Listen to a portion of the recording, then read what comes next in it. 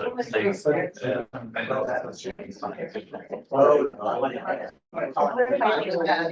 we're good to go. Guys ready to start? Yep. Good afternoon, everybody. How are you? Hello. Good. Thank you for being here. As if you had a choice at this point, right? You were appointed, but you were appointed after you all stepped up and volunteered. And so I want to say on behalf of council and the city, thank you very much for stepping up. Downtown Advisory Board, you have a broad spectrum of the city portfolio to look at and examine and provide advice and counsel to city council about, which is a big responsibility. We recognize that. We are also very grateful for the help that you bring to that. And I'm quite sure, I don't speak for council very often, but I'm pretty confident speaking for them, they're grateful for the help as well. So some of the issues that you will look at and tackle and provide advice for are easy. If they were, we probably would have chosen other people for these positions. I know council put a lot of thought into the appointments. And again, thank you very much for stepping up. At least your seat's right here, keeping it. So I don't want to labor on things too much and take up your valuable time because time is a precious commodity. But I would like, before I leave, and for everyone who's watching and any other public who might be here, I would like you to each introduce yourselves and just everyone know seat on the board you occupy. Sure, thank you. I'm Lee Simmer, and although I wear many hats on this board, I'm a downtown property owner. We restored a 200-year-old home down there in Hill. That's what I'm doing here. I'm Reese Fazekas. I run and own all the above, so I have the retail position. Brenda Litchfield Point. Jeremiah, all comments? That's Charlotte Lauren. She's on her She's way. on her way. She's stuck in traffic. I'm Nick Stewart, I'm here representing Freedom Dark. Hi, I'm Angela Simmons. I'm representing the chamber. There's Marilyn Harris right here. Yep, Marilyn Harris. Okay, Scott Lee, representing the Business Bureau. Courtney Worrell representing the Beaufort Area Hospitality Association. Could be a property owner, business owner downtown. Lisa Sunderland, Historic Beaufort Foundation.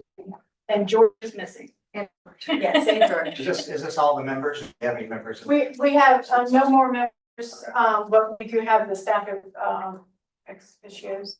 members now. And there are a couple of members that are not here. Let's introduce everyone else while we're here. Might as well. My name is Alex Ruth. I'm a regional manager for Metropolis.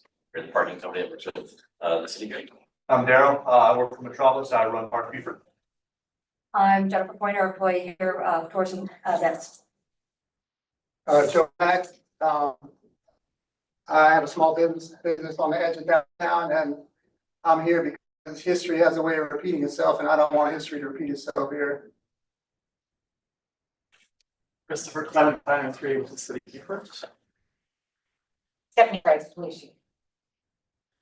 Chris Priest, Sarah Sutton, sound manager and Main Beaufort director. All right, so here's a group process. It's called Foreman, Storman, Norman, and Warren.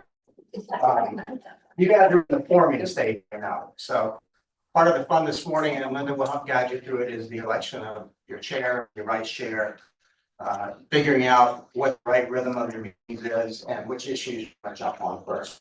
I've got to head up, but I want to say thank you once again to everybody for being here.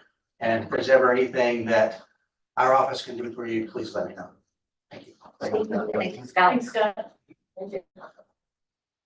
So I'm Linda Roper. I'm director of downtown operations, and I'm your liaison for the board. We are missing a few members right now, and I will just tell you who else is on it. Jared Madison, he is an at-large member. He works downtown. And then we've got Charlotte Lawrence. She's on her way. She's representing the tour operator position. She actually has Island Carriage Company, so she owns the Island Carriage. Ram, he's representing accommodations, and he's with the Cuthbert House. And I believe, and then, there is, Marilyn Harris. She's with, the BCBCC, which is the Chamber of Commerce, and as the Center for Culture and Commerce, which they've added that name. And then George Oler, he is Northwest Quadrant. Okay, so we have a lot of members, and thank you all for coming today. We couldn't make decisions or make recommendations without you, I think, now that we have an advisory board. And I think that this is a good way to bring everybody together and listen to all of the challenges we have when we make decisions, because so a lot of times we make decisions and we forget little pockets that it may affect, and then you're behind me. You're not doing it right. So I think that this is a great way to have staff liaisons here to listen and give input. I feel like this board we will share everything we know of what we're doing, why we're doing it, and ideas we have and how to fix certain issues that we may already have. And this board gets to prioritize what do you want to work on first, because there's a lot of moving parts. So today, we're going to go through giving you a notebook, but first we're going to elect chair, vice chair, a secretary or a liaison. We'll talk through that a little bit. But we've tried to pull together a notebook that has as much information about all the elements that downtown operations, City of Beaufort has for the advisory for the downtown, and kind of give you a little bit of an overview of what's happened in the past, and so that we can make decisions going forward. And we'll go through those tabs in a minute, and we left extra tabs because this board is going to add some more information or some more elements, I'm sure. So first thing on the agenda is we need to elect a chairperson, and that person's role will be helping pull together and have this board make decisions and follow Robert's Rules of Order and all that good stuff. And first thing on the board, is there anybody that you would like to nominate for? Nick Stewart. I nominate Peggy Simmons. Second. Yeah.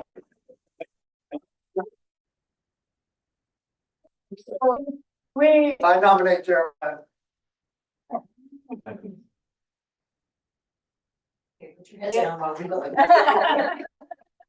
Right. So we have a nomination for Peggy Summer, and it was seconded. So can we call the vote? All in favor, say aye. Aye. There's none opposed. Well, Charlotte's here. Sorry. We elect. Just raise your hand. There you go. So, Peggy will serve as the chairperson. Thank you for stepping up to do that. Now, next on the plate is vice chair. Do we have any nominations for vice chair? Anybody would like to do it? Yeah, that too. Anybody who would like to volunteer? Yes, that's a good way to look. Happy well. That's good. That's his way of avoiding. Right there. Under nomination. I'll second that. Second, okay, and then all in favor of Jeremiah Smith? Yes. So we're good. That's good. We're good. You get to stay in your seat, by the way. That's convenient. So the next one on the list is a secretary liaison. the board can choose to, a person to be the secretary, and that they would be responsible for minutes and getting them, transcribed or whatever. And, presenting them and keeping record of all of our votes and all that good stuff. Or you can elect a secretary, a liaison from the board and have the city staff be the secretary, but the liaison would make sure that everything that was in the minutes was correct and, you know, that we're recording things properly. So first on the, first thing off, do you want to do a secretary or a liaison? If you have a, Is anybody excited to jump up and down and say, I'll be secretary? I would like the liaison position. you want to call that vote? All in favor of a liaison position? Opposed? So the liaison, who would like to serve as the liaison, I mean, as the liaison for the board, for the secretary, as, you know, I'd like to be our liaison. that would be. You wanted to do that, didn't Me? I've never done anything like that before, but I'd be willing to try.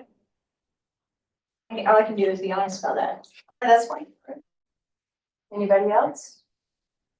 you? You didn't need it, you know, it's- I appreciate that. I would have the same, so I've never done anything, but I'd be willing to try. We could make them co-liaisons and they could learn together. No problem. Isn't that- Thanks. Everybody, works. what you want to do? If you'd like to make Reese and Charlotte co-liaisons, all in favor? All opposed? This is Eagle Farland. And that way, if one's not here, you guys are still covered. Fine. Okay. So next on the agenda would be, how often would you like to meet? And then we're gonna choose a standing meeting. Now, that doesn't mean that you have to stick with just whatever meetings you choose. If you choose monthly, if you choose quarterly, every other month, whatever you want to choose. That does not mean that you have to stick to that schedule, but you would always have a standing meeting. It's notified, I mean, in the public and it's on our website, and it's always there. So, as a meeting that the board needs to meet. We can always, if you don't need that meeting, that can always be changed, but it would be the standing. So the first thing is how often does the board want to meet? I think once we have on our plate, and we're getting started, monthly would be. A good start. Good start. All in favor? All in favor? All opposed? Nobody's opposed to that. Can I ask when to have to be all, public and formal, like in this room, or could there be anything else? Answer to that is probably yes, you can have them other places. Let's say we want to go on site somewhere. We could do that. I don't know that they have to be necessarily, recorded but if it's a standing meeting, you have to tell them, you know, we say now that we're going to be meeting on, you know, on site somewhere to allow for public to be there. Yeah. We would just have to put notice out of where it's gonna go. It's not to find anything public, but I just think a less formal setting might be good for exchanging ideas sometimes, but. And, you know, you could, for some of the elements or some of the planning of trying to get together, and you probably could do that in a smaller group. But your quorum, we have to have, in order to have recommendations or make decisions, you have to have 8 people for a quorum. Okay. So you could break out into smaller groups and then come back and report to the board, and then for the board to vote. Correct on that? First, do we? We had Okay. Yeah, so there would be 8, Yes. Subcommittee. it's like a subcommittee. And same thing, Jerry, I think we could do offsite meetings, like if there was, oh, we want to look at, Thank you. fill in the blank per meeting. Detail, and whatever, I think we could have those. We can do that, and all we have to do is advertise it if we're gonna have a public meeting in a different location. This is a convenient time for everybody, 2 o'clock in the day. That's Thursday. So when I sent you all a survey, and that survey had Mondays and Thursdays were your preferred afternoons between 1 and 5. So there is a majority that is available Mondays and Thursdays.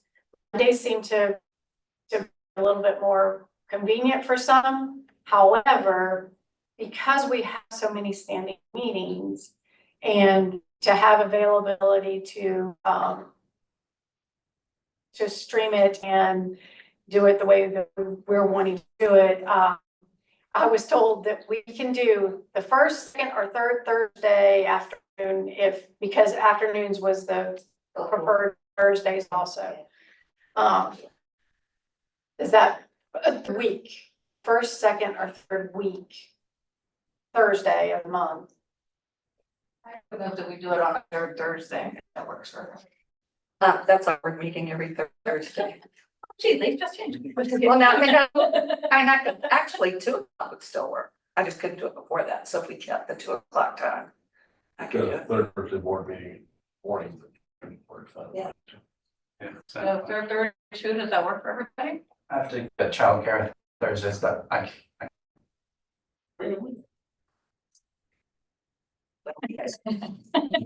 That may happen. Thursdays unfortunately don't work for me. Okay.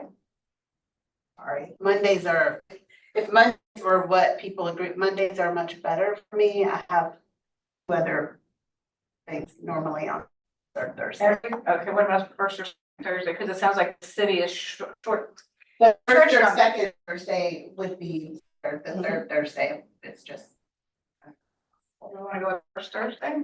Yep. First Thursday? First Thursday at 2, going once, going twice. So that first Thursday at 2 p.m. This is a first Thursday, so our meeting will be in September.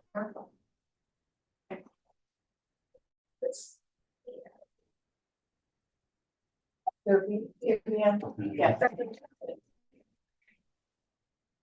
And is everybody okay with 2 p.m. or do you want to do later or earlier? an hour. I would like to keep them to an hour. I think once you get beyond the hour, I mean, I'm sure there's sometimes it'll be a little bit longer, but you may know that from the agenda in a sense, but I think if we tried to keep them to an hour, that makes it a little bit more pleasing. Yeah, other people can get to other things. Yeah, not just for us, hopefully the public will tune in and we won't exhaust them, it's only an hour. Keep it predictable. We could keep it to an hour, that would be great.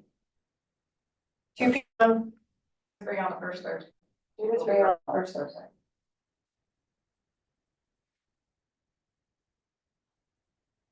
I kind of touched on the next thing on attendance and quorum. Our quorum is 8, as I said, and so we do hope that you will attend so that we can keep moving forward. But I wanted everybody to know that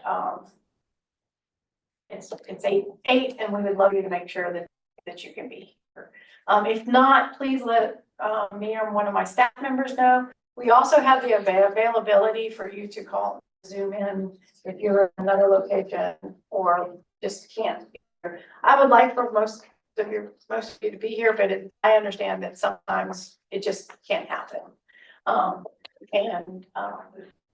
think you get a little bit more done whenever you're all. Okay.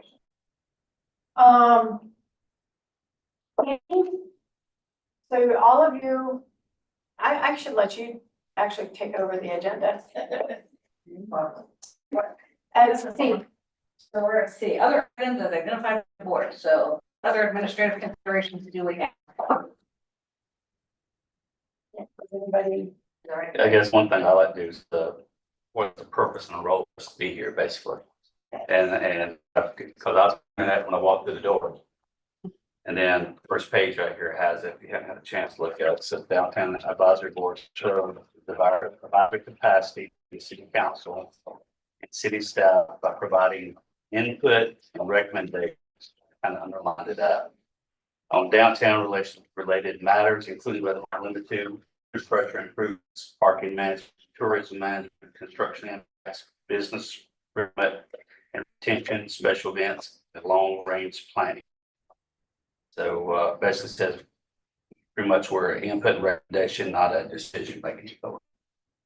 It says specifically, have no decision making authority. Right. Right. Just make recommendations. Yeah. So is that y'all want to kind of kick to potential issues going on within Yes. y'all's world, and we kind of kick it around how we feel about it and get recommendations back. Plus, we come up with new stuff not identified. Is that the goal? That is, Okay. that is. the goal. So today, we went a little bit, I was gonna have my staff and myself, I go through the tabs to kind of give you an idea of what we've provided for you. And I think that discussion is gonna probably transition into, hey, we're gonna need to look at this at some point. And, you know, or we need to probably work on this like ASAP or something like that. But I think in the discussion that we go through the tabs of what we provided for you, and we've tried to provide you history as well as what we are currently working on. So, Can I ask a quick question? What is, okay, so whatever the issue is, we've now come up with a recommendation we want to put to the council. Can you walk us through how we get from our board to council? I think your board has to come up with whatever the issue is, I think work through it and you come up with your recommendation. Once you have a recommendation and you have voted on that recommendation, then we would present it to council and then we would ask that you come to council and whenever it goes to council to explain it. A lot of times council wants to hear it in a work session before they actually vote on it. So there will be a work session with council and then kind of explain why you looked at it and why you're making a recommendation and how you came up with that idea. And then if it's, hey, we want to see an ordinance, we may draft an ordinance here before we make that recommendation also. So then that ordinance or resolution or whatever the council needs to vote on will be at the next regular council meeting. And then it'll be implemented by whoever. I have kind of two questions. Do you see this board as like serve downtown operations? And if so, might there be some things that our liaison could implement without going to city council? Or, I mean, it depends what it is, but. It all depends on what it is. If it's something that yes, I do. I think downtown operations is involved in, as you'll see today, as we go through it. I think that downtown operations, the reason for this is to anything that impacts downtown, first of all, whether it's businesses, residents, overall economic vitality, and just the whole kind of things. If it's something that doesn't need to have an ordinance to change, then our department make sure that it gets implemented somehow, some way, and whether it's we need to talk with the police department on certain issues or something like that. You could do that. Yes, if you see something like, you know, we wish you would do some beautification and then say, well, we want to do this and we think this is a good idea. And if it's something that we say, well, we possibly could make that fit in our budget, or that was part of our already in our house and we were going to address it. So yes. So Does that some make things we could move pretty swiftly. some things you could, yeah, I think so. I do, I think. And those would be wins. and make us all feel like we've done something great, than rather than just around the table talking about it. And Tim Morgan will be our liaison. Tim has been, yes, at this time, he may assign it to somebody else. Just as Chief Price may assign it to, and Kirk have the opportunity to assign the liaison. At any time that you want specific, if you want one of the chiefs or the director in to talk, if you have a liaison, we would ask them to come specifically. But usually anybody that we appoint as a liaison will disseminate what's going on and how it's working back to their directors and or chiefs. If you guys want to hear, okay. Okay. You guys don't have any call. All right. Any other questions? Yeah, the group is here in Green this summer doing all the survey, collecting data, information, everything else. I was under the impression that that would feed into this. Is that anywhere in here? Yes. Okay. Well, they have not, they are, okay, I'll let her, because that was one of the things she was gonna touch on her. We had, when we last met with them, we had asked for a copy of the slides. Mark very boldly trashed, do not disseminate, but we had asked for that and we had seen that, so please tell us. So we are reviewing a draft of their final product on Friday. And then they will come and they will present that to council and to the board as well. They made a decision that the slides were going to be kept with them and not be sent. They didn't want everybody spinning in another direction, just taking long, making it. But the Lincoln trip were here during the Water Festival, so they were able to see how downtown is impacted during the festival. And I think that's one of the prime ones to see how parking and everything is affected too. And they were working on recommendations based off of that as well. But we should have that report hopefully sometime in September, and we will pass that along to you all to add to your board when we get it, and we will invite them down to do a formal presentation to the board and to council as well as the public. I appreciate that and please anybody else jump in. This is paying for this. They are a contractor. I think it was something they were contracted to do. And we, as this committee, wanted that information. I take issue with it not being provided. And that's just me, and I don't hear other people's opinions. I think if they want to change their mind, they should have came back to you because you requested in that meeting. They should have given an explanation versus this story. And I think there's a way that they could have kept it from spinning out of control, because it wouldn't be out to the broad public. It could be to a select group, so. Because this is supposed to be about transparency. This is just another, oh, let's hide this. Sorry.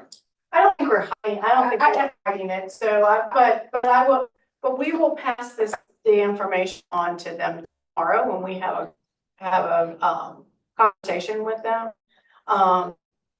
And we'll let you know how that goes, what they want to do. So, I appreciate it. it's not, the report is not done. It is not finished at all. I'm looking for a finished product. Since it's a process and we hire them to help us through the process. And I go back to my higher education, when we had to come in to evaluate before we were going to go through our accreditation process, we had to go through every 10 years. That feedback was very important.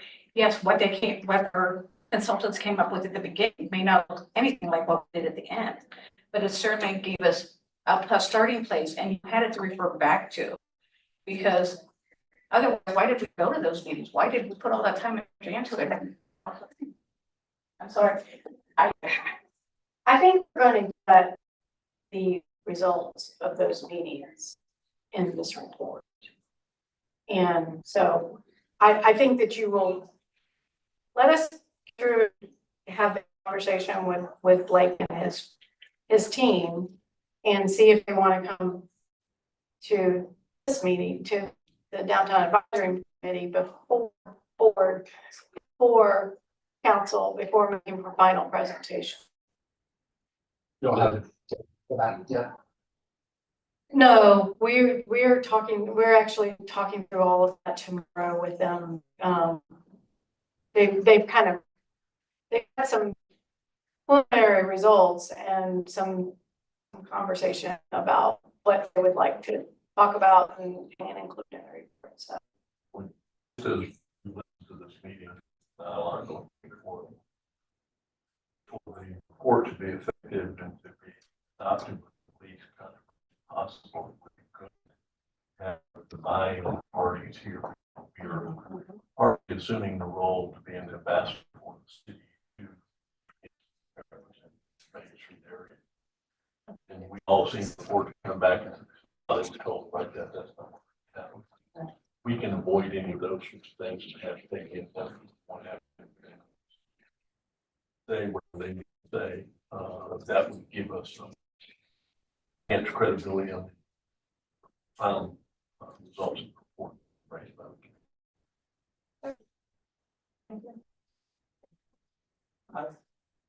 I have a question. The area they were looking at, is that like our study area, or might there be some things that affect outside of that, like we could look at? They are looking at the Main Street District, which goes from Carteret to Church and from Bay to Craven. That is their focus area. The downtown core or downtown is larger than that. Well, the core commercial is pretty much what Main Street is, and that's core commercial area. And I think that downtown, Main Street had expanded all the way to Boundary. And it was, and from Carteret to Rebo, from Bay to Boundary. That is a very large district to kind of focus, have some focus. Very diverse. And very diverse. And very diverse and very different. I don't think that we are against, and we have to talk to Main Street of South Carolina about how, what do other areas look like? For example, Mr. Stewart talked about adding the Freedmen's Arts District area and possibly some sort of portions of Layden Street in that, in some sort of Main Street, but our jurisdiction. That we have had preliminary talks about what else we could include. And I see something the Downtown Advisory Board needs to have discussion about, decisions on what it should look like. Understanding that the larger it gets, there's more things that has to be considered, but I would say the Main Street previously, before it was under the city's purview, and it was in that large, they chose that large jurisdiction. They really still only focused on the core commercial, is what it seemed like to me from everything I've seen. So but we see the benefits of moving in other areas within that larger district, but maybe not having all of it. So at least that's part of our purview. My understanding is our purview at the Downtown Advisory Committee is through all of downtown, of which Main Street is a part of. Is that correct? Correct. And all of downtown, what is downtown defined as? Forgive me, I had a question. I feel like I'm still at work. My phone's ringing and I missed, what was the subject matter of the information report or whatever that wasn't exactly what I meant? Was that the small area that was mentioned, church? And who's studying that? That you came to those meetings. The meetings we had in June, Joe, down in Western, down in That's Western. Streetworks. Oh, okay, and Studio man. I was just, and I know it's kind of taboo, but do y'all allow public comment at the end of the meeting? You're the chair. I'm always open to comments. Yes. I didn't see it on the agenda, I was just wondering, and I may not be able to make it to the end of the meeting, so I was just curious. Something to share, Joe, go ahead and share. I would just keep brief, and I would just, you know, never make assumptions. You know, the city council, they define the geography of the downtown area that y'all's advice on. They just use the word downtown. I read the resolution, so. And I would, if you're gonna define, if you as a board define the terms, I would use the river instead of Main Street, you know, include the water, I would think. But that's on y'all, so, y'all are a bright bunch, and then I would just say that, you know, we dropped the ball a lot of years here, a lot of decades, as far as things for the residents. You know, the tourists, they come and they go. We have to live here 24/7. I don't get a vacation. That's by choice. I get a vacation. So what I'm saying is, and then my other, I wanted to mention before I get out of here is, I didn't know if you were gonna come up with your own mission statement. There was sort of a mission statement in the formation of this board, you know, the livability, the economic, and I think I'll leave it short because Joe, I think that some of the things we're gonna talk about today was our roles and responsibilities and where we see the committee going. And yes, and lots of things in the past, and hopefully we learned from the past and make the future better. And I think that's one of the big roles of this committee. I also said, yes, I think one of the things that I see us looking at is, yes, tourism is a vital part of our economy, but so is the folks that live here. How do we make sure we take the both? It shouldn't be an all or nothing. And, you know, it shouldn't just be adult centric or family centric. You know, how do we mix it up and have a little bit of, a little something for everyone? yeah, diversity is king. And I would just say that, you know, I'm a member of the Parks and Trees Advisory Commission, but I feel like I can do more not sitting on one of these boards. And I did apply to this board, but my cell phone must have had a blip and I never got the email back, so my application didn't go through. I did it a day before the deadline, but I don't want to on this board. I enough. I certainly will come to these meetings. You'll probably hear from me again. Well, everybody's feedback is always welcome, because if we're just sitting here and saying, oh, this is our ideas, we've defeated the purpose of this. And I would say that, you know, the residents, the people that live here that are, well, I don't know how to phrase this, I'm not trying to offend anybody, but you know, there's retirees and there's young people. There's things for everybody. There's things just for the retirees. But the residents don't seem like we stand a chance to get something good. It's just the bottom line. And then I just would say, it hurts. It hurts to talk about it. I mean, so the thing about it, you think some things are a no-brainer, well, not in Beaufort. So with the planning, I would just say that, you know, people who grew up here, they lived it. It's a long history. There's an advantage to that. Just like there's an advantage to, hey, I didn't grow up here. I just moved here, but yet I've learned it on paper. I've got involved. It's the best of both worlds. So. As you said, diversity is king. So I encourage you to come to our meetings. I encourage you to look to see where we are a year from now. And hopefully you can say, wow, I actually have a lot of confidence. So I got a quick question for you. Okay, you took the time to come here. So I'm curious, what are first two things come to your head when I ask you this question? Okay.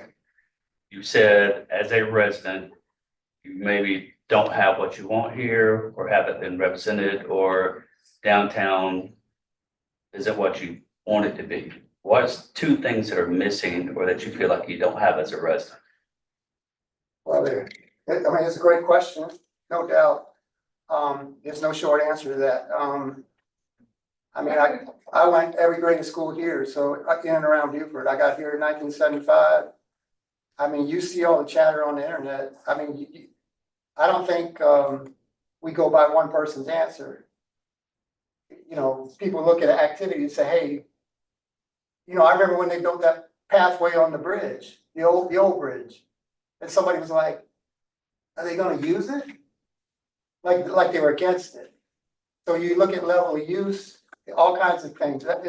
It's a tough question. It's a great question.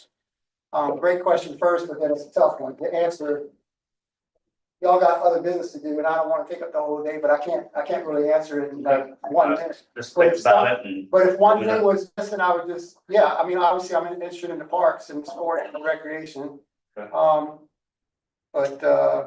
Yeah. Can I answer it for him? I think he would like to see a path on the riverfront. Yeah. People can use, walk or bike or run, which seems to me like a no-brainer. Like, let's use the water that's right in front of us. Thank you. Joe, thank you. So I guess moving on, and Joe raised it, but I also have it myself. Do we need a mission and vision statement for this? Or do we just go with the resolution that the city council adopted? Madam Chairman, suggest, I think, I'd like to suggest we meet a couple of times before we try to put a commission statement together so we can get a better consensus. I also want to respond to a comment earlier that someone made that perhaps it's a battle between what's good for the residents and what's good for the tourists. I don't believe that's the case. I know that many of the shops and restaurants that we all benefit from wouldn't exist if we didn't have this coming here as well. And then there was a comment about what the downtown area should be. I think that's a process we need to have some discussion about, because one of the measurements of success that many urban, small urban areas experience is dwell time. That means if somebody comes, whether they come from Port Royal, or they come from Bossy Oak, they come from Atlanta, if they're downtown and if they're only there for 30 minutes and say, well, what else is there to do? You send them to Honey Island, you send them to Penn Center, or you send them out of the area. That's not a good result, because they're using our parking and they're occupying the space, but they're not having an opportunity to experience much more.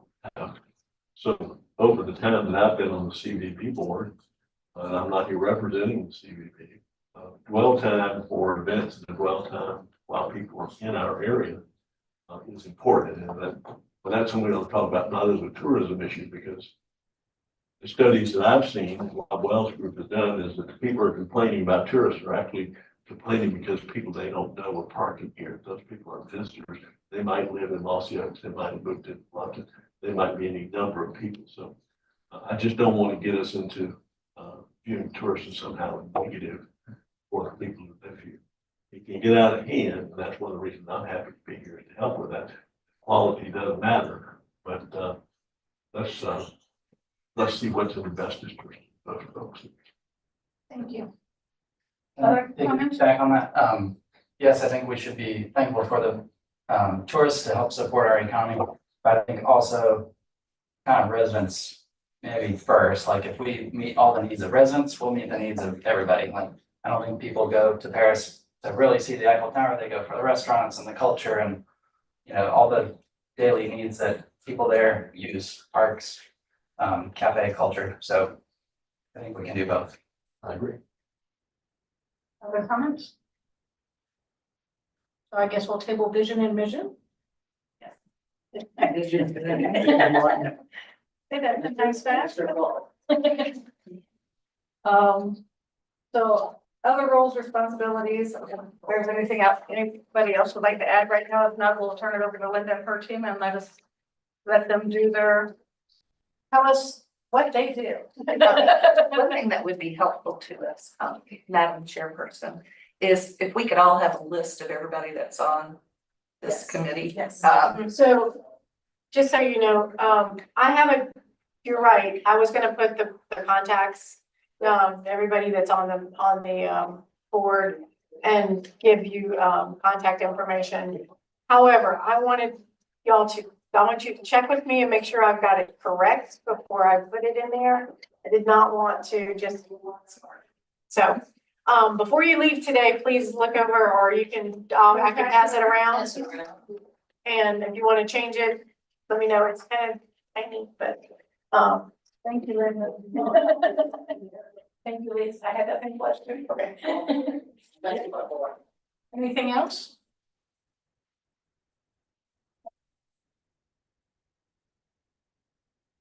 I guess, Linda, if you all want to take it away. Okay, so, downtown operations has many elements and many things that we do. And I wanted to make sure that everybody knew that there was just there are a lot of moving parts. And so we've created the book here and given you all of the elements of downtown operations. That was under tab number 2. All you've got right now is is our budget for FY27. And it's broken down. You'll notice that we have 4 departments in our that we budget for. So we have the downtown, the marina, which includes the day docks and as well as the marina operations, things that happen at the marina. And then we have the waterfront park. Waterfront park budget is in there. We maintain the greenery is our third party contractor who takes care of the parks. And the parks within the downtown operations includes Washington Street Park, Waterfront Park, all of our pocket parks, Cannon Park, not Knott's Park, but in the Plains. The only one in the Point is Cannon Park. There's the horse trough. There's what else do I have? Morale Park. We have all these pocket parks that we maintain with the third party, the greenery. The jurisdiction for they do all of our right of ways. So we manage all of those parks in maintenance and landscaping. That is under the waterfront park budget for us to spend and do, and if anything needed to be done. We reserve the parks if they're used for events, but we also maintain those parks and those restrooms and things like that. That all comes out of that budget. Downtown operations includes Main Street, Beaufort. It also includes our tour and events coordinator, and we also do all of the events, the signature events of Strip Festival, and Taste of Beaufort and Night on the Town is more just the events the bigger events that we do. Main Street Beaufort does their own events, their retail events, and Sarah will explain that in a little bit, but that's all under us also. And then our facility, we have several facilities in our downtown operations, which is the Carnegie Building, where's 701 Craven Street. That is this is the Carnegie Library, I should say, and the Arsenal, and 500 Carteret Street. We lease those buildings out, but we maintain all 3 of those buildings also. And so that's pretty much downtown. We're going to provide you a little bit of an information sheet about downtown operations. It kind of got away from us because we wanted to include a lot of different information. You will get that at the next meeting. Tab number 3 is events, and Jennifer is in charge. She's our tour and events coordinator. So she can kind of explain events at this point. Just that- Yeah, so as I'm Jennifer, as most I do. As Linda said, we do a lot of the events. So obviously our core events that we do is shrimp taste, and Night on the Town and maybe 4th of July now that we had a 4th of July event. We also rent out to the park. This is just strictly for Waterfront Park. We rent out Waterfront Park for Water Festival, Oyster, you name it, we've got it down there. We 5Ks, everything. So in your book here, you see a very long list of what events that could come down. Mind you, I just said we do 4 events. All the rest of these are not ours. So we monitor those events, we make sure they follow an ordinance, and we make sure that if they get what they need, and also stay within rules and regulations that we have. If they're asking for anything extra, if they want extra time, or they want to serve liquor, or they want to do other things, that all goes to council. That's not our decision. Those all go to council. So when every time we want to sell liquor or serve liquor, that all goes to council. If they want to stay longer, we want to serve it. So that gets all approved. We just don't approve it. Of that, you see on here, just the application for downtown. So people rent it out just for birthday parties. You can rent it out.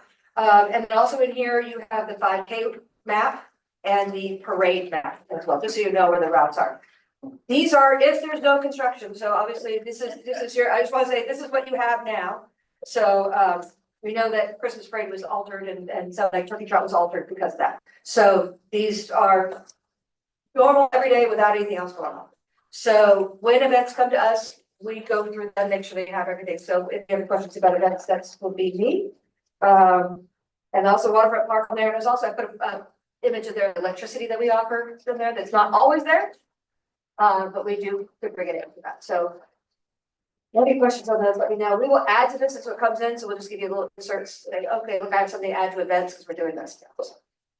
And Jennifer, what her role is to make sure that any event or any kind of, anything that wants to do an event in any of our parks or, in the downtown area, she makes sure that they comply with laws and regulations of state, and city of Beaufort, county, whatever. And then if it sounds like it's gonna be a larger event, we coordinate with, our fire and police department of whether they need to have, contracts or if they need to be on site. And we also notify them of all of these events, as well as make sure that if they need to have waivers or anything, and council's approval for use of the park or waiver of fees or collection of fees.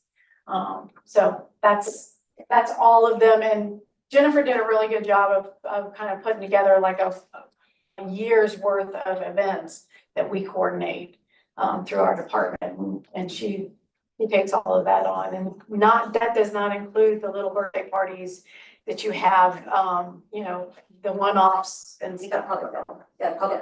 Public events. So like Those are Lisa- public events. Like Lisa knows, she comes to me with events. Like I have to go to council. It's done all. She gets. Are you complaining?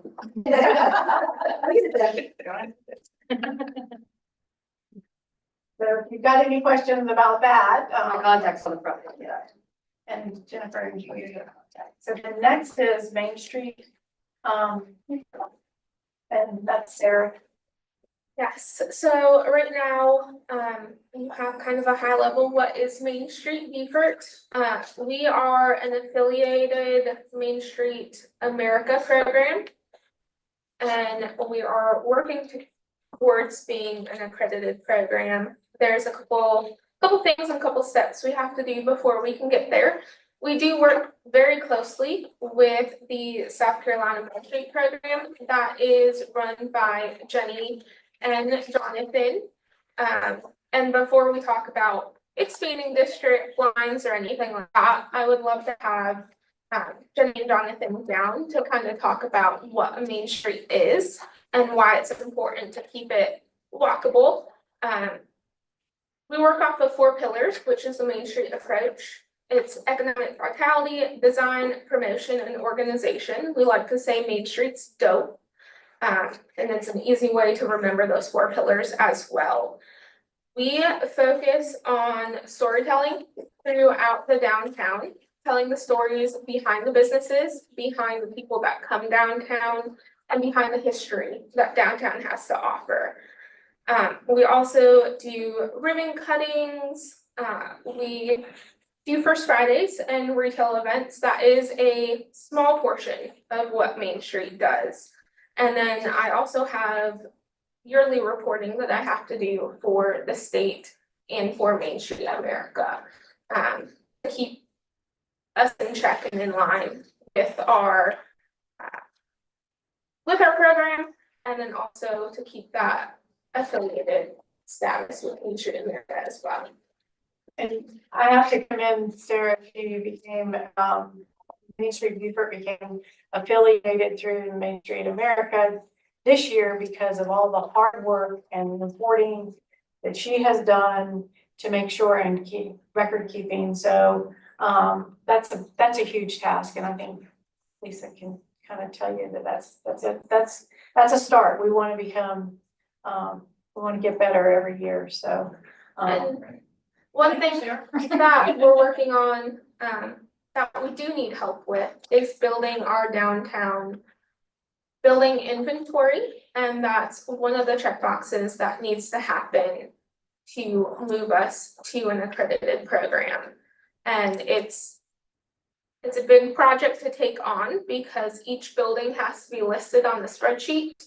And you have to have building information along with owner, occupancy, square footage, and some photos. And that also helps because we know Beaufort has a history of the Great Fire that came through, or hurricanes. If anything like that would ever happen, we would have those things documented and we would be able to rebuild Beaufort or get police or fire some accurate photos of what buildings look like, what basements look like, so you can see there is actually a firewall here and we're okay.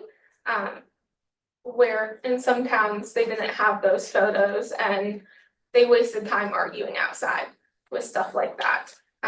So that's why something like that's important.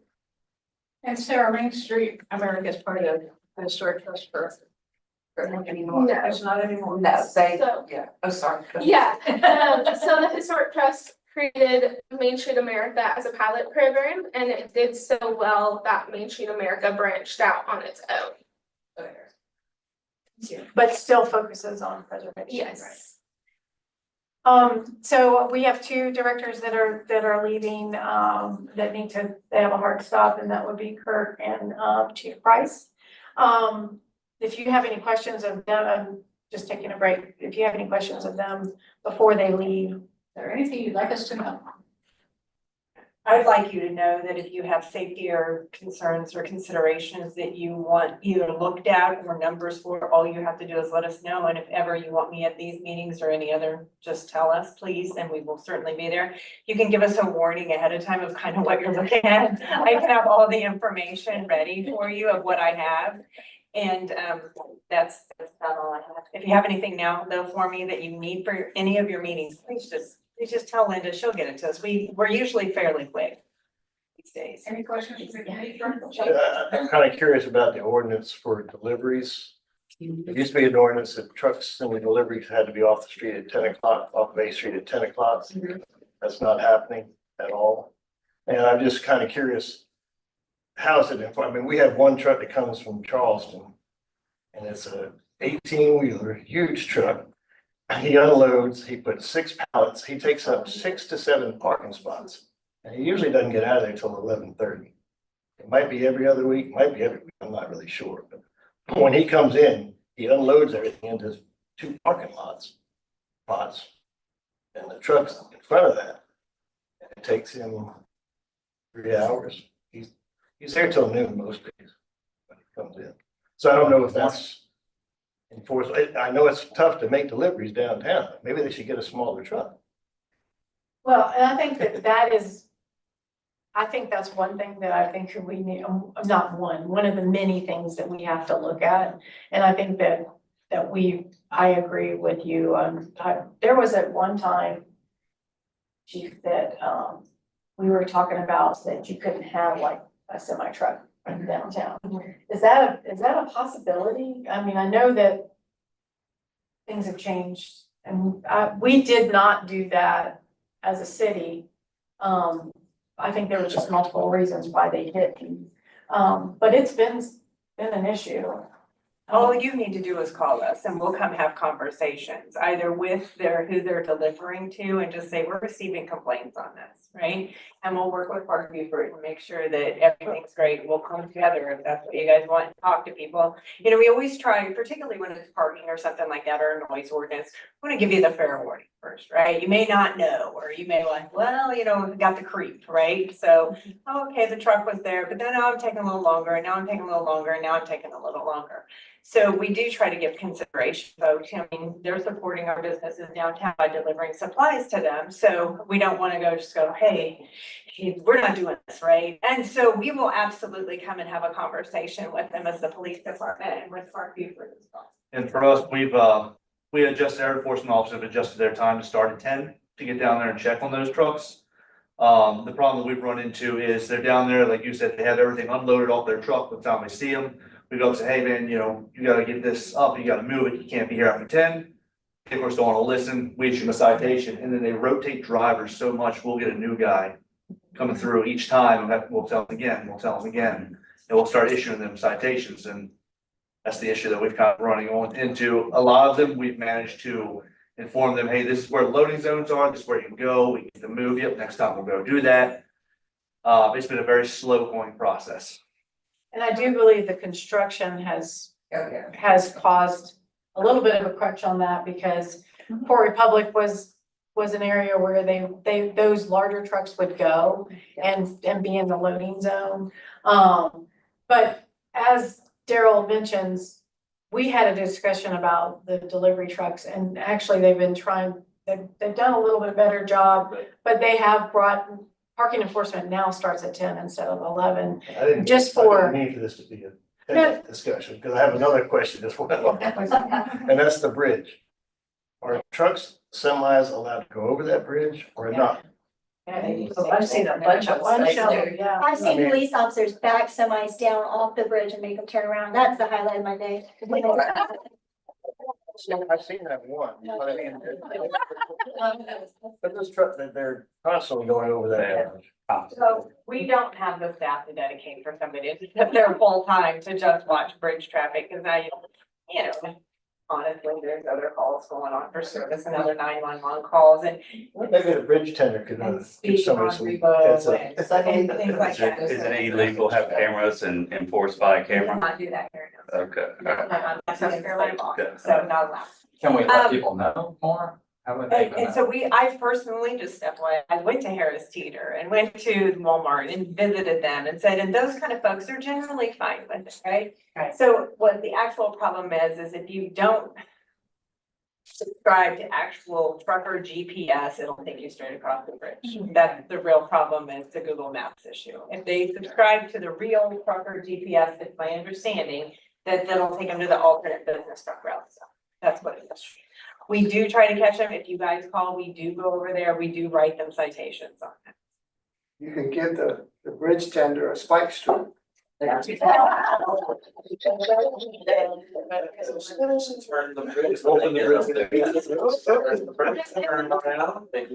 wonder if we could contact Google Maps and let them know that's illegal. We've tried to do that, and it's, that sounds maybe a little bit simpler than I think it is. About signage or some help. I know, we studied all of this. We took pictures, you remember this whole thing? We took pictures of all the signage. We drove the routes. We warned the people. I mean, I went to Harris Street, me personally, I went there at least 2 or 3 times, talking to the managers about the truck drivers, and they say they put it out. But again, the point of, they get new truck drivers and, you know, other people, and they're like, oh, that's my quickest route. But I would, you know, if you use your GPS or your Google Maps or whatever on your phone or whatever, it almost always takes you over the Woods Memorial Bridge. I don't care if you're a car or whatever. just because it's a shorter route and. It doesn't know if you're a truck, if that's what you're using on your cell phone. Unless you subscribe to the truck driver GPS, apparently there's subscriptions. Outside of this committee's focus, but I have a question about the people experiencing homelessness downtown.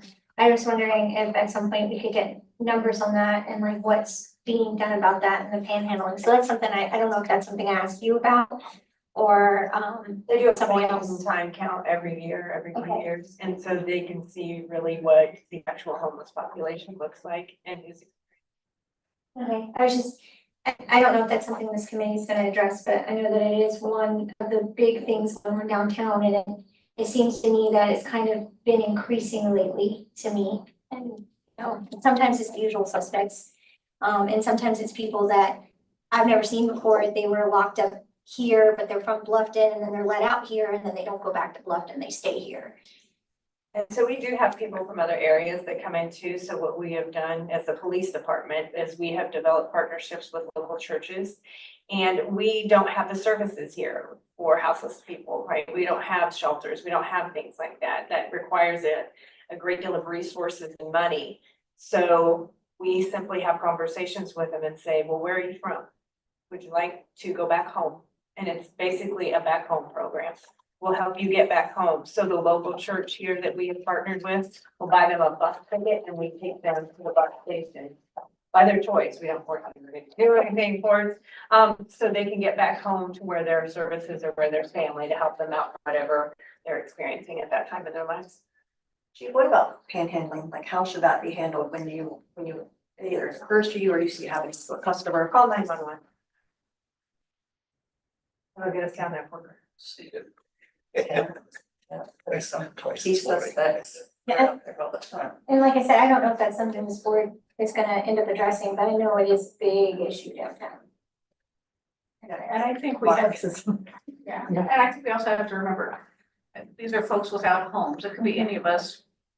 It doesn't take much to get to where some of those folks are, and we don't have the resources, as Chief said here. Definitely. And maybe if we could work, not necessarily this committee, but as a community as a whole to give better resources here to take care of it. I certainly agree with that's what I that. would- Some of the people are panhandling and not. Right. That's true. They've got it all. Thank you all very much. Thank you. Anything else coming out? Probably, and all in committee meetings I've been around committee meetings, it always comes up. So it's probably something we need to address as we move forward as one of the big issues that we take on. Because it affects everybody from business owners, property owners, local residents, to where it affects everybody. I agree with that. Maybe just a recommendation to council to put another committee on it maybe, or. Well, I think there's some things we could talk about when we kind of get Really. to the formal agenda. Okay. But I do agree, it has to be something compassionate, because like you said, and I know for a fact, there's several out there that just, they are not in the right mental state. And Yes. even if they pose some sort of risk, it is really hard for officers to detain them because they're just gonna get locked out in like an hour. So it's something, I don't know if that's a nice thing, but just curious. Thank you for raising it, Cheryl. Kevin, you said you had another question. No, that's fine. I'll have it later. I'd like to follow up to that. Is probably the bridge that you worried about safety or are you worried about traffic? More just wear and tear on the bridge. Yeah. So it's a That's historic DOT. structure, That's a DOT. so that's They something should we be can get the enforcing. city to get. Okay. And who's next on there? Or is there any- No, so next one would be tab number 5 and 6.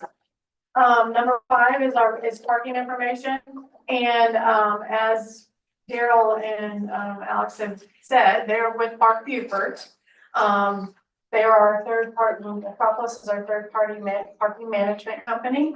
Daryl has put together a very good, just information about parking, what to do when you get a parking ticket. He's provided maps, he's explained how to pay for general information on text to pay, Park Mobile, and all of that good stuff. That's the parking information. He's also provided, a parking map, in here. Parking ratings. Yeah, there's a spreadsheet in there too that's got every street and parking lot, it's got the rates, their hours, how many spaces they have, regular spaces, and how many handicap spaces they each have. And, Daryl can give an overview if you'd like. If you'd like. Sure. If you guys would like it to. So Park Buford, obviously it's the city's parking authority here in name. It's managed by my company, originally SP Plus, a subsidiary of Metropolis. As a company, we've been managing parking since 1929. We have numerous locations throughout the world. This contract here we've had since 2015. So we've been here, we love it here. We care about it here. One of the reasons I'm here at the board as well is we want to assist in anything that we can do as well to help improve things downtown. Clearly, parking is something that we're passionate about. We'd like to see things go in the way that benefits everybody and works the best for everybody. We're here at the purview of our client, which is the city. The city, we manage parking based on the city's wishes, which based on input from this board. If the city changes, we will work as fast as we can to implement any changes. And generally, if anyone has any questions, needs any information, we're here for it. And just to add to that, it's mostly about managing the city's public right of way and making sure it's accessible and equitable to everybody. And not just a select. So, just as whenever I was telling you about downtown operations, I also manage, that is a contract that I manage. So we work closely together with Daryl and Metropolis to, we can't close the door. Can't close the door. Yeah, no. Public. It's public. I know, I'm sorry. It's really bad. I was trying to keep it this. You could come before you. Sorry. And so we're always working with Daryl and the corporate office and yeah, Alex is wonderful. They have multiple municipal locations. And so we kind of glean off of what others are doing and to make changes and things like that. But just as we explained just a little bit ago, we recognize that we had the delivery trucks that were just lining the streets after 10 o'clock. Went to Daryl and said, hey, we need to be working on this. And we've changed the hours that they work and made it work within the contract. So, parking is always a hot topic and we always do know that. But so I wanted to also provide you with, so on tab 6, there are 3 parking studies that the city has done over the years. The first one is from the one on top is the most recent, and that would be our 2015 report that was done by a task force of about 25 citizens and business owners, and they separated out into groups. That information is in the first tab, then there's a blue piece of paper, and the next one is from July 18th, 2007, and that was a Tempos parking study. They did that in 2007. The current state and recommendations were there. Some of the on all of these studies, some of the recommendations were implemented. Some were not. Okay. Then 1998 was the first parking study, and I have to say I was the staff lead on this one. First parking study the city ever did, and it was an interesting. I was young, and it was a lot of fun actually. It really kind of dove into what the city had. But you will notice from 1998 to today, our public parking has shrunk. The number that is out there, but as well as even privately owned parking spaces, because the inventory is in each one of these that you can kind of look at. But this is just history and this is for bedtime reading so that you can get up to it whenever we start talking about parking. I feel that this board will be kind of trying to address some issues with parking and try to make it better for everybody. So, and as part of our parking program, currently we have been providing parking shuttles through our parking program. We've been doing the parking shuttles during some of the larger events when it made sense to do it. You know, when there's a impact on parking. We've done it during holiday weekend. We've done it during Shrimp Taste, Oyster Festival, and music festival, and then the holiday weekend, including Night on the Town. That the parking shuttles that the program that we've developed, which Jennifer kind of helped manage that for me. We have golf carts and we have one handicap accessible bus. Those, and there's a little bit of a route that goes around to the public, all of the parking lots throughout downtown. The golf carts kind of stay in the inner part of the core commercial, but the bus from Kelly Tour, we use Kelly Tours and Bill's Buford Tours, right? And Emma, so to do the golf carts. But Kelly Tours uses their bus for the handicap access, and we also use the Beaufort County, the Pat Conroy lot, the lot across from Pat Conroy, and the Beaufort County Administration lot. The ridership has continued to go up. Every time we've used it for an event. I think we started out with like 100 and something riders for the first event, and we were over 600. and we got close to 100 and. Yeah, close to 900 on one. So it's gaining traction, and we think that the public, local as well as tourists, they're using it. And what we've done with the golf carts, if you're walking from a parking lot, those golf carts, if they can pull over, it's like, yeah, they go to the lots, but if they can pull over safely and say, come on, I'll take you the rest of the way, if people are walking on the sidewalks or something like that. And that's been real helpful. I'm excited about it, that it's continuing to make traction, or take some traction. Given that this most recent study is 11 years old, how will we know what has changed in the past 11 years? Nothing has changed.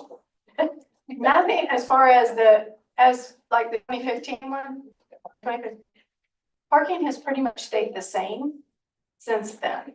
Since any changes, the changes that were made, I can kind of, the only thing, the recommendations were some different rates in the hours. The parking task force in 2015 recommended that we, at the time, those were 3 hours. They were 4 hour spaces on Bay Street, I believe. They recommended it be reduced to 3 hours because of the dwell time in the parking. When it came to council changed it to 2 hour parking on Bay Street. So some of the things that were recommended did not get fully done. We did buy the parking lot. We bought 500 Carteret as part of it. But nothing has changed with parking except for the most recent ordinance change, where we went from 2 hour parking in the library lot and the playground lot, from 2 hour parking to 4 hour parking. You know, Donald Shoup's book was used at all the high cost of free parking. Yes, it was. It was. It was used. If you have any other questions of parking, Yeah, everyone has any questions? Happy to answer. I just asked if we dedicate a full meeting or two to nothing but party, so we're not. Cause it's a long discussion, rather than, take 15 minutes out of a meeting and not get half of it done. Yeah, I'm So fine. Chairman, I would say, I just heard it. so that would be the first meeting.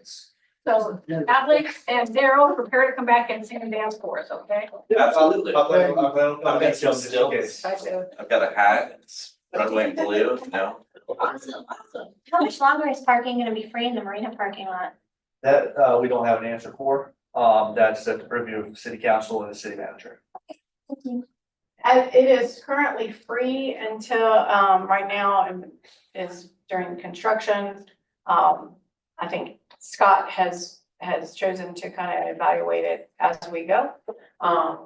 And he could change it whenever he felt, right now it's under the resolution. Or not, if we make a recommendation.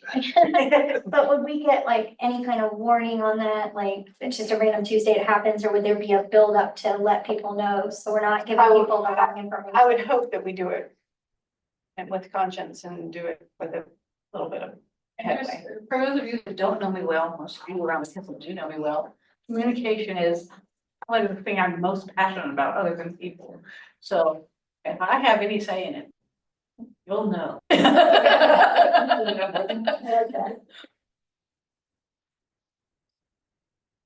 Social district.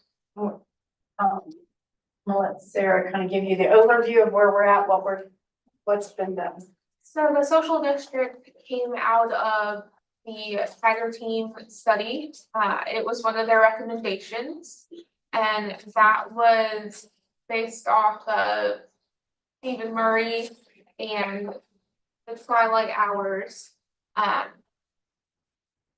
So we implemented the social district in April, I believe, late April. And it was a 3-month pilot program. We have decided to extend that pilot program until Labor Day, based off of a majority of positive feedback that we received.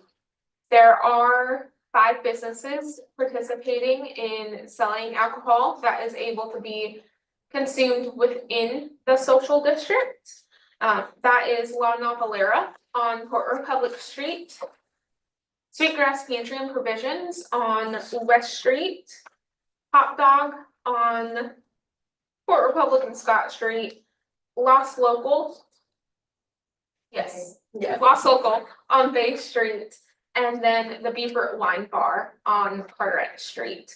The social district is from Charles to one side of Carteret Street, and then from Port Republic to the red brick path behind the restaurants. It's not into the water. not my block.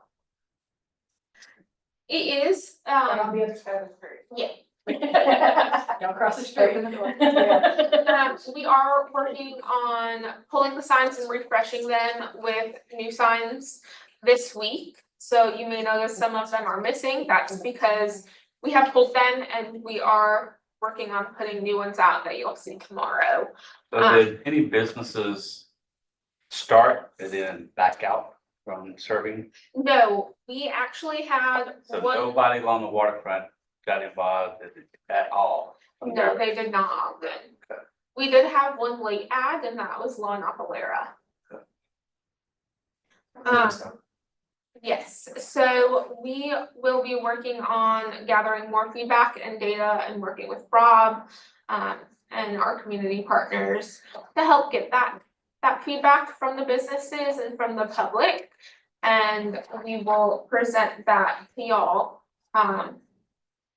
And I assume to make recommendations to the city manager and council on moving forward with that.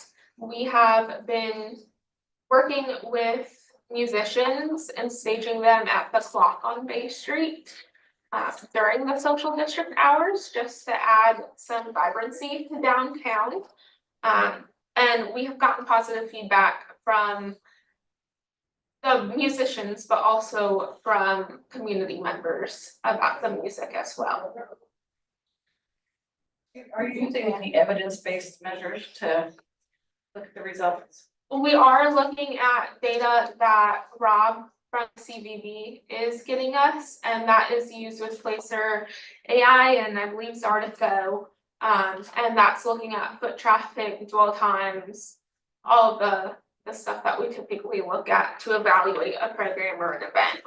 You would expect typically there'd be longer dwell times because they could walk around and stuff, and so he's pulling that data. What hours is the social distancing? So the social district runs Friday, Saturday, and Sunday from 12 to 8 p.m. And we have heard positive feedback from the businesses that are participating in selling the drinks that are able to be consumed within the social district. And they keep calling us to bring them more cups. So we always like to hear that. And they are very positive and they want the social district to continue because it has helped their business. We have also heard from some of the surrounding businesses that they are staying open later and they are getting traffic because of the social district. So we're seeing a positive trend and we hope that continues. And more people join within the social district as a business, and then more people come and enjoy the social district as a consumer. We saw in April, May, positive impact. Talking to the managers of our stores, they said as soon as it got hot outside, they went down.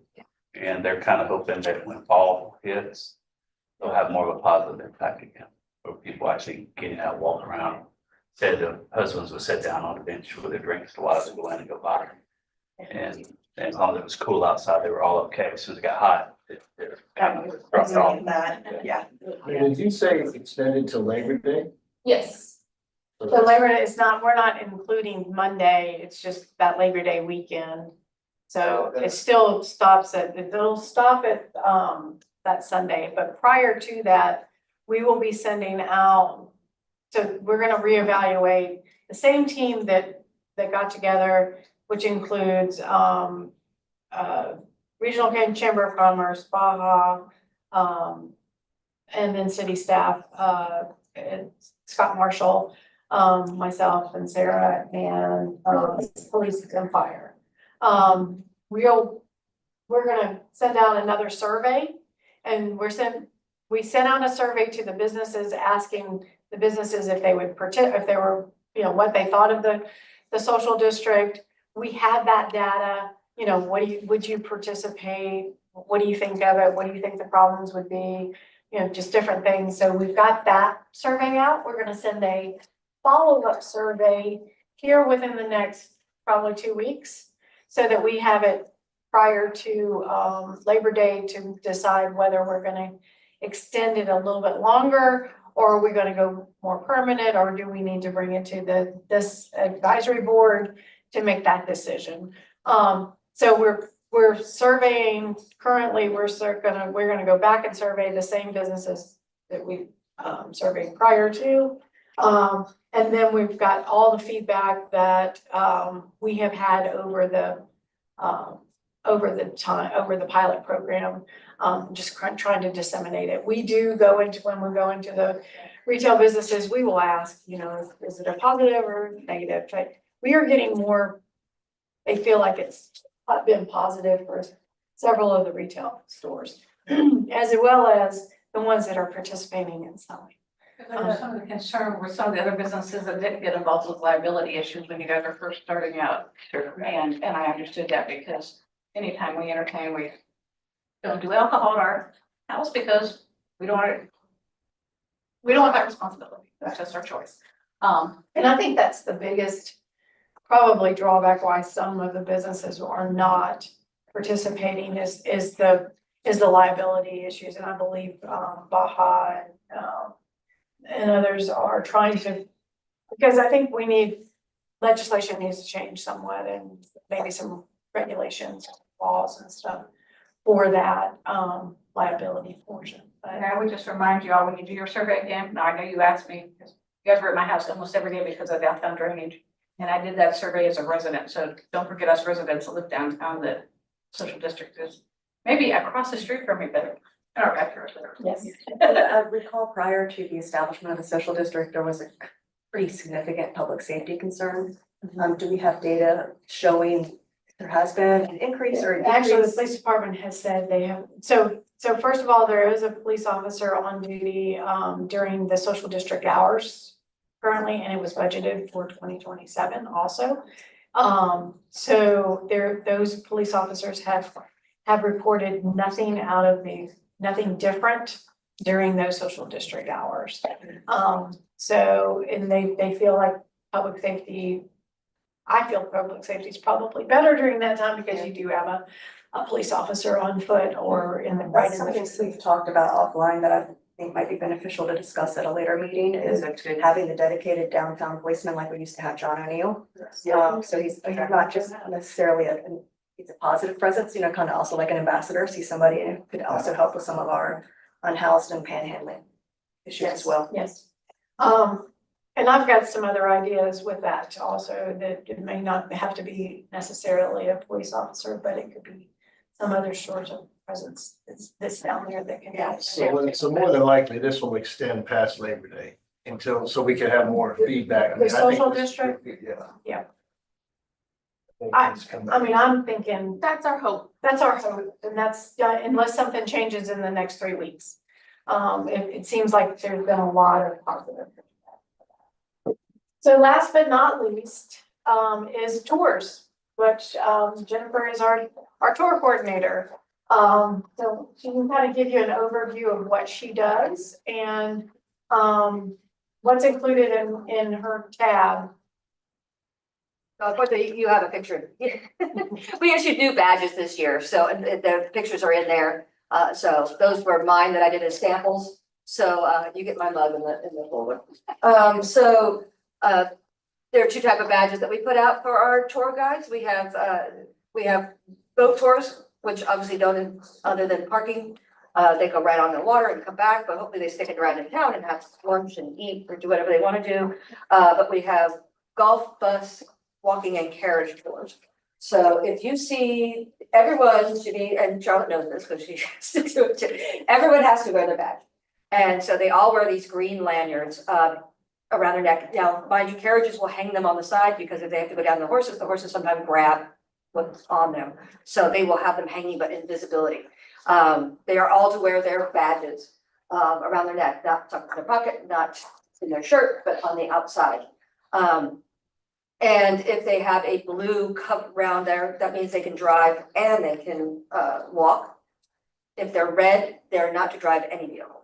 So if they have a red one. So if you see someone with a red one driving a golf cart, you gotta let us know, because they shouldn't be doing it. And sometimes there are ones with red that are training to do that, but they shouldn't be driving until they've had their driving check. All tour guides have a background check with SLED, and they also have a driver's check their points on the driver's license. So we find out if they have anything going on, and they do pay for their badges. So, and if they get lost or broken or something, they have to replace them. So that's one thing we do. So, hold on, just to kind of tell you why we've gone to this green badge. The residents in the point have been seeing an impact or an uptick of tours coming through the point. So when we met with them, they were concerned that they had more walking tours than normal, or people are on golf carts and they didn't think that they were that they were licensed. So one of the things that we did was listen to their feedback, and they wanted to know, because it's always been that they had to wear a badge on them, but most of the residents they say, when I look out the window, I can't tell. I can't tell if they're wearing a badge or if it's the right badge. So it was like, we want something bright. We want to know that that's where. So we met with them, talked to them, implemented this great bright green lanyard now. And actually, it's like a badge of honor for a lot of these, No, it's for us, no. it is though, I mean, Sorry. a lot of them say that, not for you, it's more, it's, Golf cart guys like that. yeah, it's harder for y'all. That's hard for you. Well, my big concern with it, and I'm fine having something that identifies, but the lanyard is, like, the thing is so big and it doesn't seem like it, but when you're walking and you're sweating and we're already using the listen devices, which I'm aware we don't have to do, but you like us to do them. And it's nice to use them. It makes us quieter for the residents. I've got that around my neck. I've got that around my neck. It's just a lot, you know, like, I don't know if there's some other way we can put it on us that they can see where it doesn't have to hang directly around my neck. Like, that would be a discussion that I feel like maybe if the tour guides have been included, we might have come up with something. I just kind of felt a little left out of that, like, no offense to y'all. And I understand you guys gotta do what's best for the residents, but We can, and also I can tell from a distance, so if I'm downtown and see someone giving a walking tour, and I can tell from 2 blocks away if they've got their back. no, I understand. I'm just So- saying, like, I know, and I'm just here representing all the tour guides. I know, like, they might, the complaints I've got is that it's hot and it's sweaty. Yeah, I mean, You know, we and kind I- of knew that was gonna come, Yeah. because we tried to find fabric that wasn't gonna bleed on your necks either, if with the heat, the sweat, but to be loud enough that people can see it. It is also, so, yeah, right now it was just more about visibility. Yeah, and you know, I appreciate the visibility because we had that illegal walking tour. Yeah, we have legal Yes. walking tours Yeah. come in all the time, and so we stop them and see that, or we get someone who's like, just forgot their badge, and we stop them. Yeah. I'm sorry, you work for so-and-so, you gotta stop your tour, Yeah, you know, or you're walking through and I'm like, I can see it in your back pocket. I just, if other changes like that come up, will that be something that comes before this committee first? Yeah, So, we'll probably- we'll because probably- like, it just would have been nice if the tour guides had been included in workshopping this, because we have to wear it, you know, it has to be on us at all times, so it would be nice if it was something we could have input into, and I know that was one of the biggest issues with a lot of the tour guides that I've heard, like, and I just wanna make sure I advocate for that, because that's what I'm on the board for, right? But like, that's the biggest issue with these things that has been brought to me by not just like the carriage drivers or and I appreciate you letting us hang those because we'll try to. Can we but- put this as like a Yeah. subcommittee type meeting thing to address? Yeah, no, it's just fine. I'm just mentioning, like, in the future, if things like this happen, it would just be nice to be included in the conversation. And I guess say, I think since they we were. implemented these 6 months ago, started doing these in March, that's the first I've heard. If you can wear Other it. than- Yeah, well, I think no matter what we're doing. well, we're doing first, our work, someone's gonna. whatever is going on, if it's gonna impact on the tour or whatever, whoever it's going to impact on should be part of the conversation. And I'm not gonna refute the fact that maybe Charlotte was not included as some, but there was some conversation with some tour guides, so. Talking in I'm a just- general sense, I'm just saying. I never heard about it until the new change was made. So what I'm trying to say is like, and several of them didn't, and I'm not trying to down on you guys. That's what I'm here for, is to advocate for the tour guides. And they might say something to you guys a certain way, but then walk away and say it differently to me because they feel more comfortable talking to me.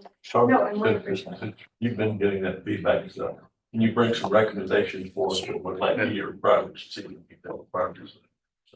And I just mean like, and if, like, I just want something in the future, something big like this or a tour ordinance changes. I just think we should have a seat at the table because we're the ones having to live it and do it. That's all.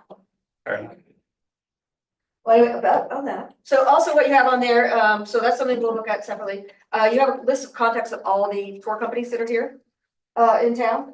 So there are between the walking tours, some do walking and you know, they do more than just one. We also have what we call step-on guides, where they can't drive, but they step on to a tour like a big bus or another bus on city, somewhere in the city, somewhere within the city limits. They step on. And because of that, they need a tour, a badge. So that's like Discovery, I think it's called Discovery Hilton Head, Discovery Hilton Head. They do that where they actually don't start in town. They start like Staples, but they go through town and then they leave town. But as soon as that person steps on and gets the tour, they have to wear the badge. We get that with some of the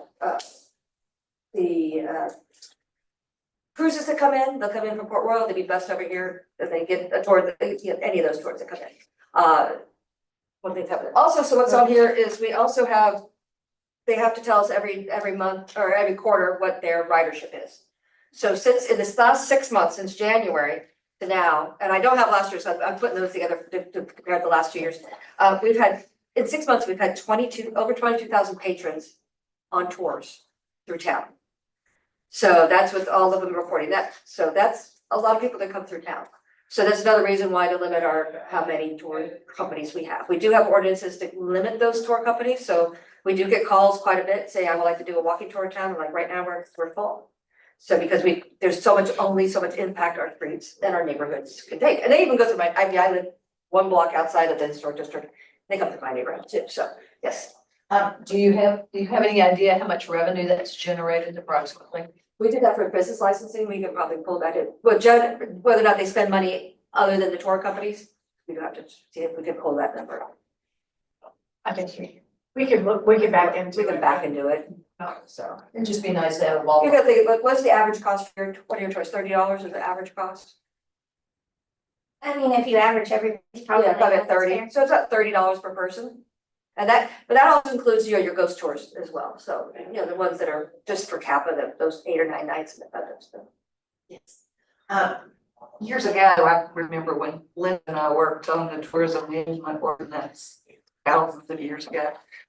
One of the big components was a training program for all of the tour guides so that there wouldn't be misinformation or non-authentic information that was shared on the tours. Is that still going on? No, there was a lawsuit, in Charleston, and for freedom of speech.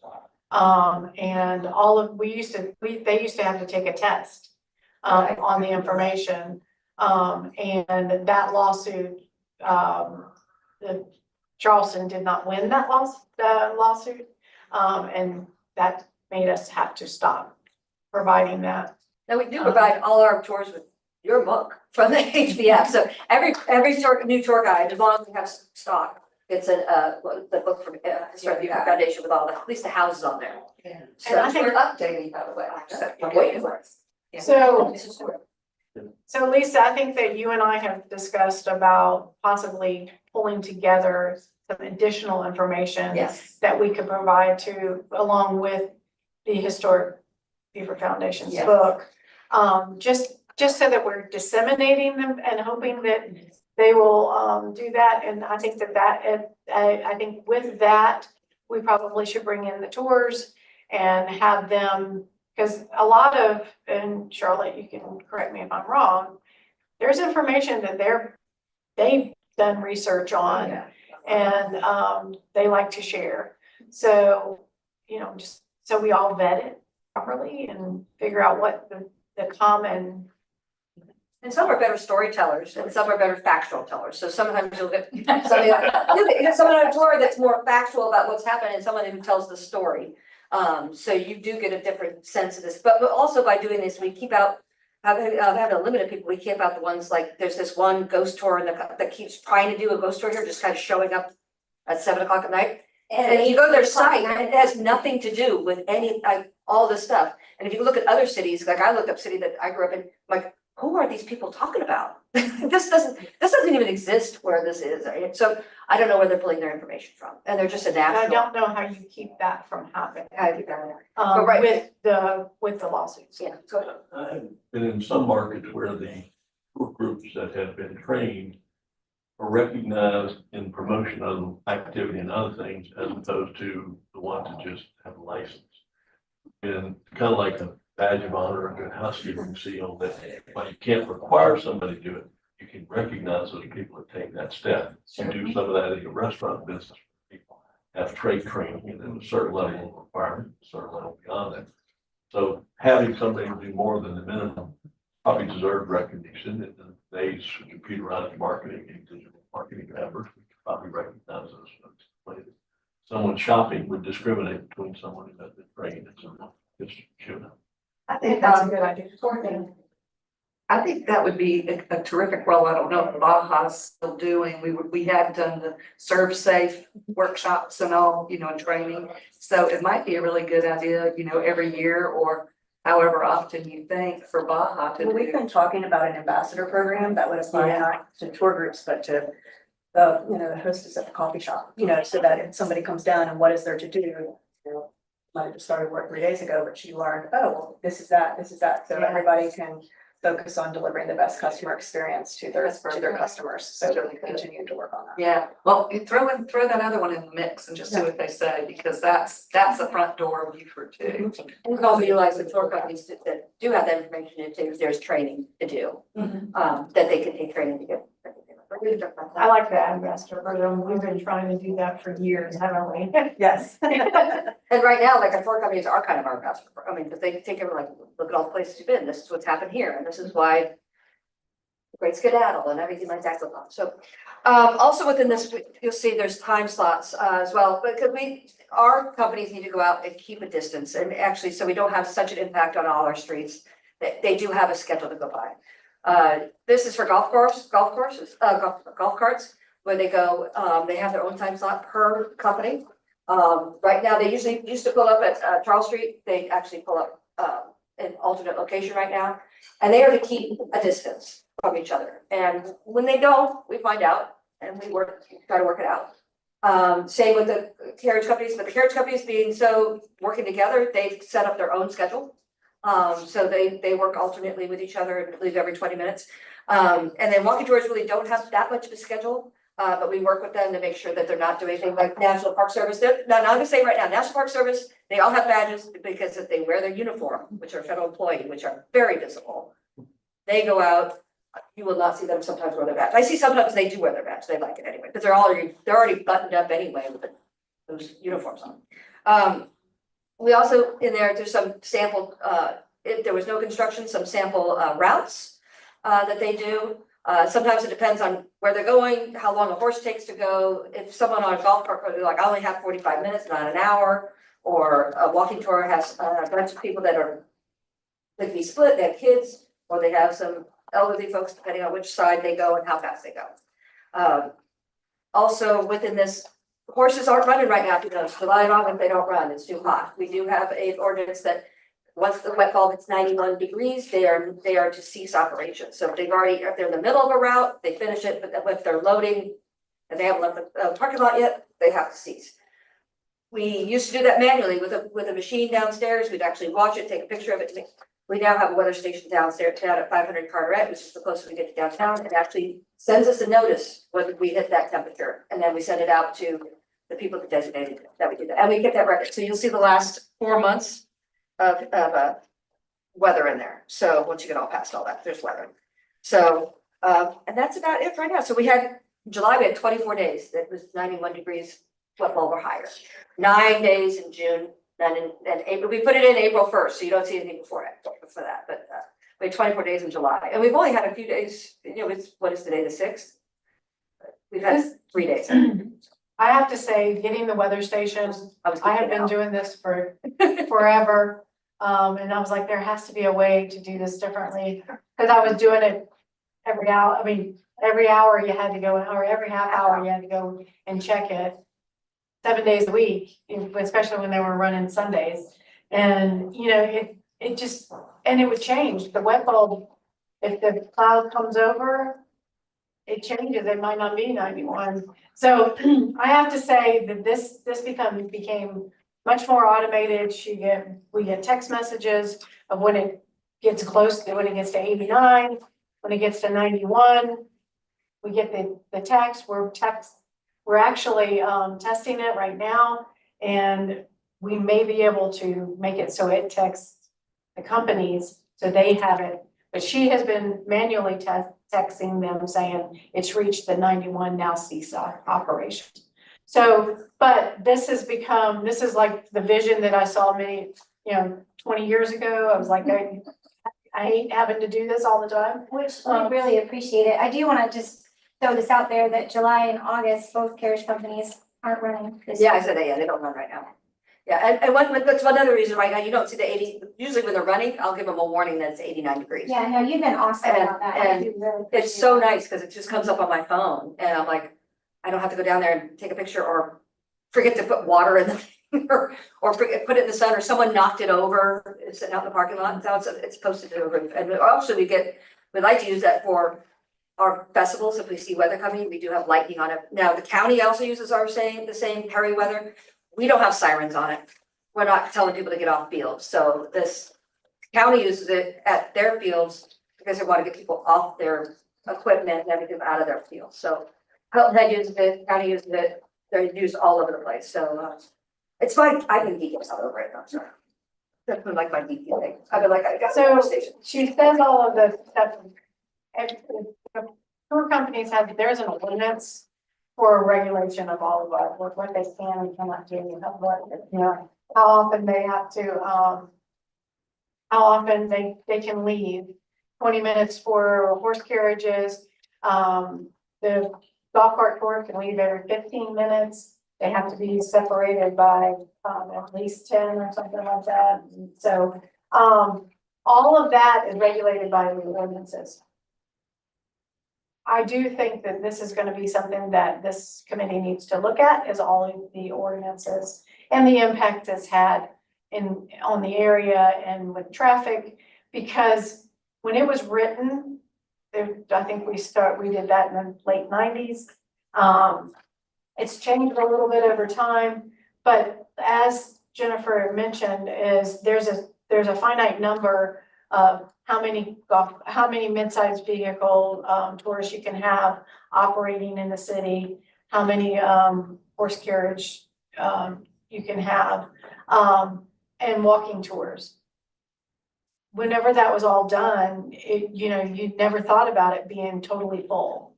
We are full on all three of those types of tours that are operating now. And I believe that our residents, where, in the point and the traffic has been impacted differently because they might be following the ordinance as written, as far as staying away or not being able to pass and things. As much as they try, sometimes that doesn't happen, but they're still trying, but it's getting harder. Am I wrong? Because you have more of them out in the touring at the same time, so. And then we have a lot of things that aren't even mentioned. I mean, we've got the cars and the tourists that come through a lot, and then walking through a lot. And then we have bicycle clubs that come through, and we have garden clubs that come through. So there's a lot of stuff that comes through a lot of times that's not even listed on here. And sometimes we don't know. We had a garden club that was affecting the golf carriages at the different garden club never told us. Or we would have let them know, because we try to do is anytime there's some type of reroute or some type of something's going on, we try to let them know as best we can. We can't help someone having something done in front of their home, that the course is on, the route is on. Which wouldn't have been an issue, but with the construction, when the horse turns the corner under the hanging tree, there's nowhere to turn around. If that street's all blocked off, we can't go anywhere because of the construction. That was the issue that day. It was just bad timing without all the streets torn up. But if we knew about it, we would say, hey, this is happening here. And it was only one day, but also that's why we get requests, and that's also why when we have the Kappa comes up and they do their tours in the evening, which is unusual, because we don't do that. We go through a process of getting that approved by council. So we do find that people try to come in and do walking tours. There's some that you can go and self-walk tours that we try to shut those down. We call them up and say, you can't do this here, and then how we have to work that out. So we try to catch them. We can't catch them all. I like to request we put on our agenda at some point, we talk about this because there's lots of open issues, and having the buses coming down Carteret and stopping at the CVB when Carteret is clearly a choke point for traffic and stuff may not be the ideal solution for a lot of things. Some of that backup you're talking about. The garden clubs is the new one on me. Having folks walk through the neighborhoods if they're just out taking a walk, I think that's that's oftentimes people who live here, not somebody who's just good. Yeah, they are.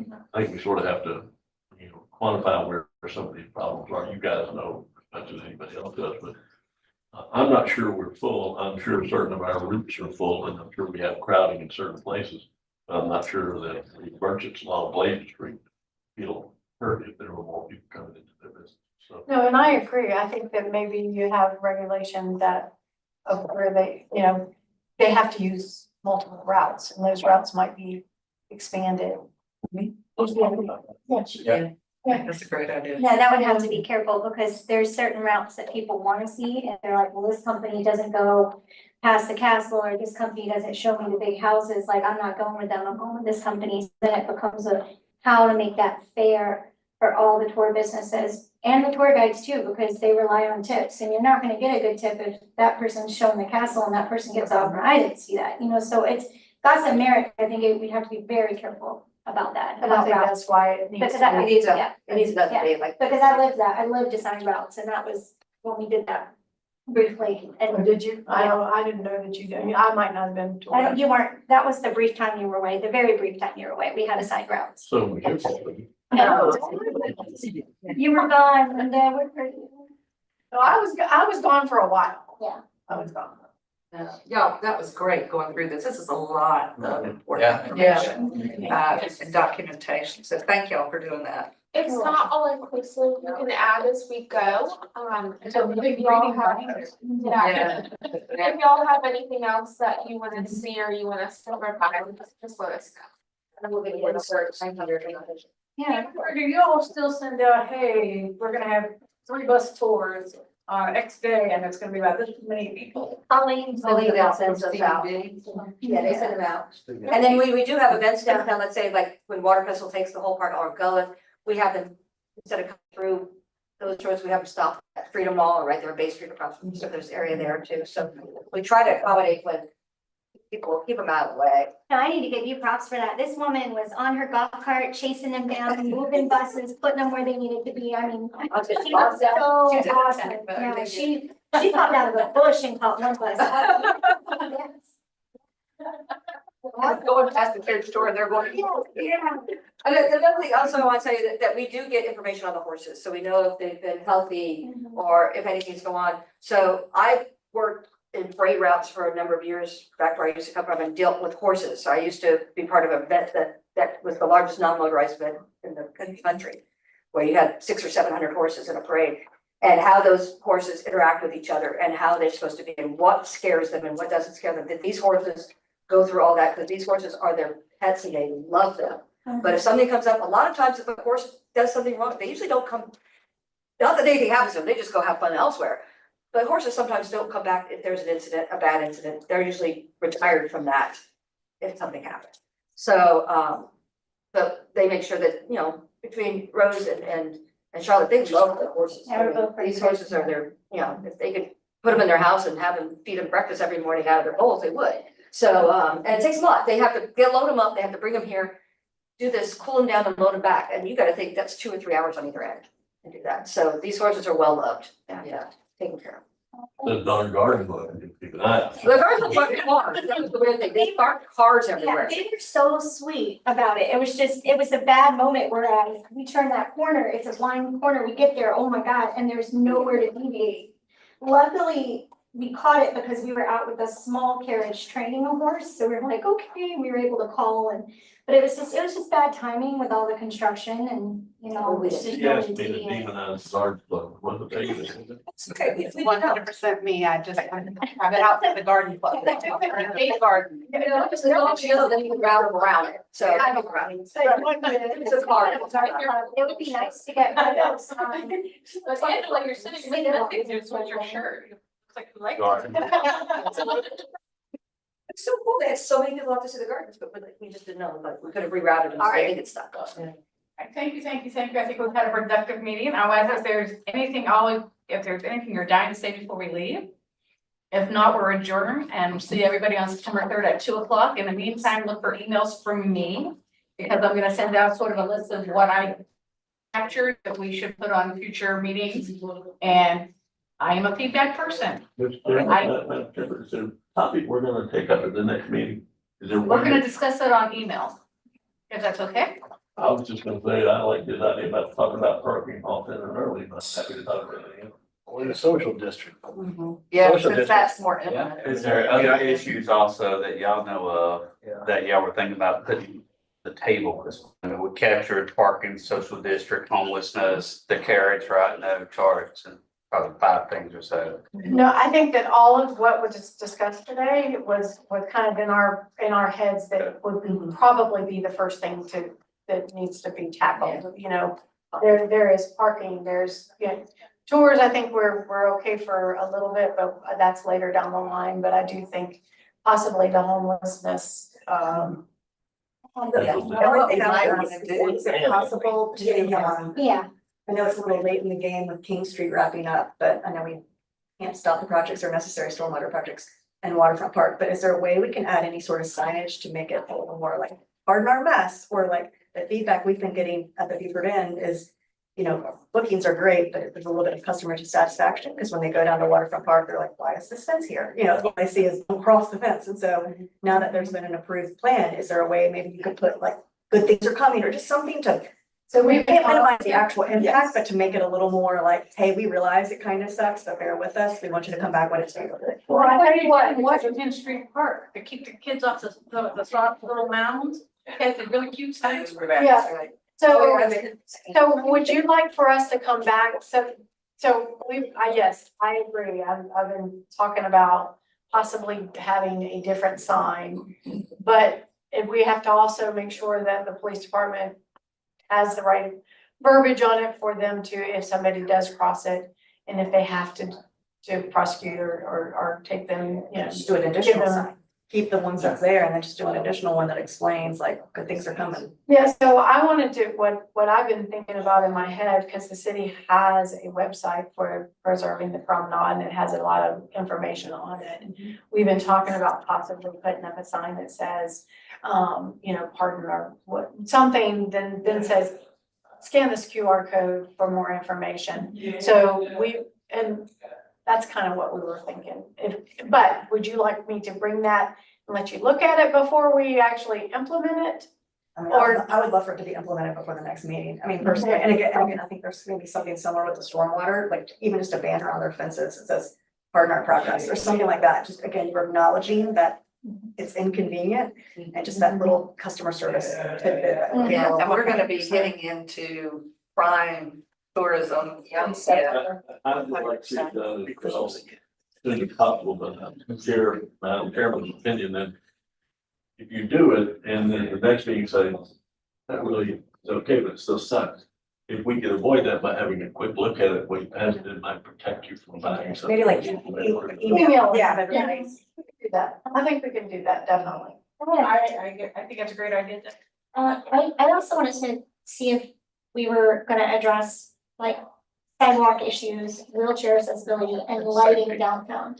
Lighting downtown, and I know that's something that is you guys have been working on, but I didn't know if that's something that we could collaborate on together, because there's some areas that are, you know, very scary.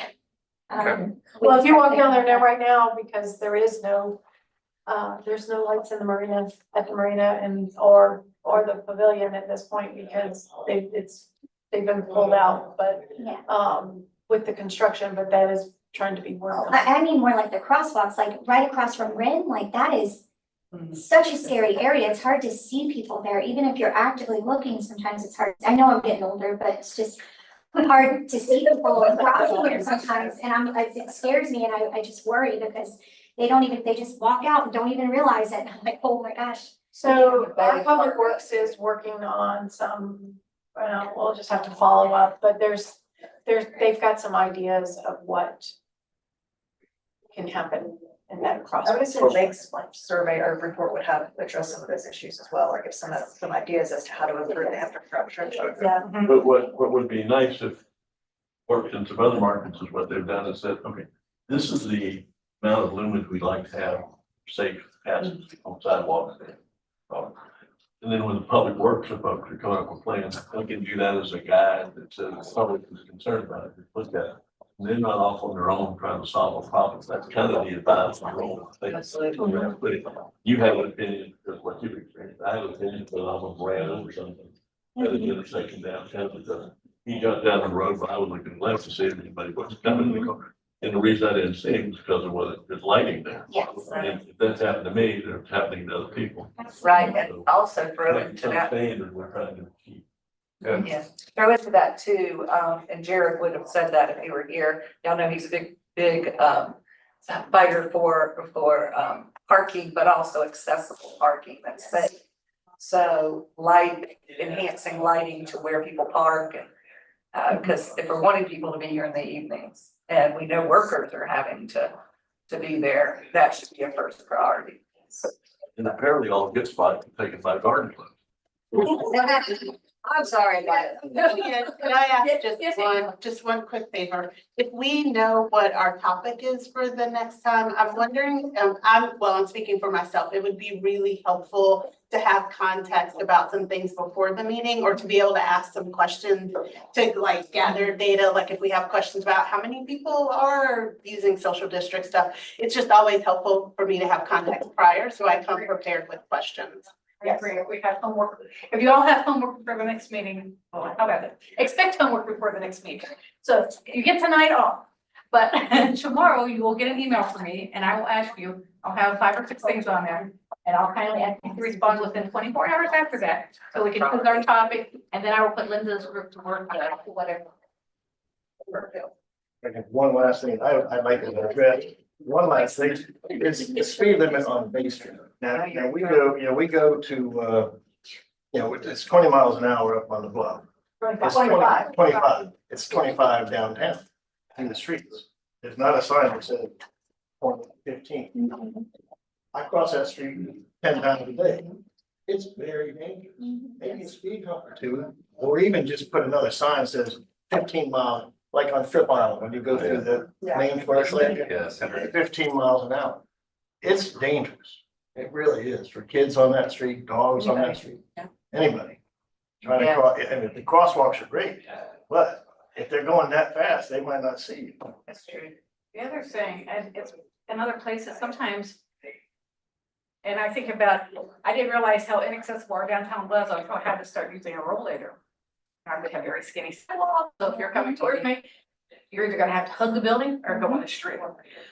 Because I'm not gonna be able to hug the building or go on the street, unless you wanna pick me up.